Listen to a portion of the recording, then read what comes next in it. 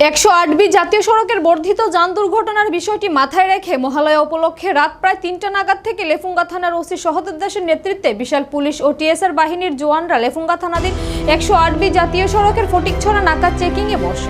এই সময় মোহনপুর দিক থেকে আসা এক বাইক চালক লেফুঙ্গা থানার দ্বিতীয় অফিসার অভিরূপ দাসকে আক্রমণের চেষ্টা করে এবং কর্তব্যরত এই পুলিশ অফিসারের সঙ্গে দুর্ব্যবহার করে।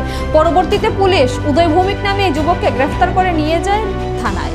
এই বিষয়ে লেফুঙ্গা থানার ওসি সহদেব দাস বলেন, রাত প্রায় ৩টা নাগাদ থেকে পুলিশ চেকিংয়ে বসে এবং মোটর ভেহিকল আইন ভঙ্গের কারণে প্রচুর পরিমাণ বাইক আটক করে এবং তাদের বিরুদ্ধে আইন অনুযায়ী ব্যবস্থা নেওয়া হবে বলে জানান।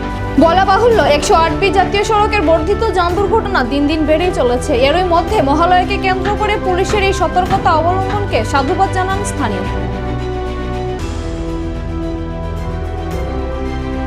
মহালয়ার দিন সকাল সকাল আর্লি মর্নিং অর্থাৎ ৩টা-৪টা থেকে শুরু হয় বাইক হেলমেট ছাড়া ২জন-৩জন এই অবাধে চলতে থাকে।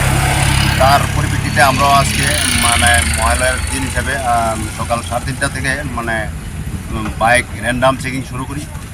অনেকগুলি বাইক সিজ করি এবং অনেকগুলি হেলমেট ছিল না তাদের বিরুদ্ধে আমরা আমাদের MB অ্যাক্ট রুলস অনুসারে যে করার তা কেস রেজিস্টার করি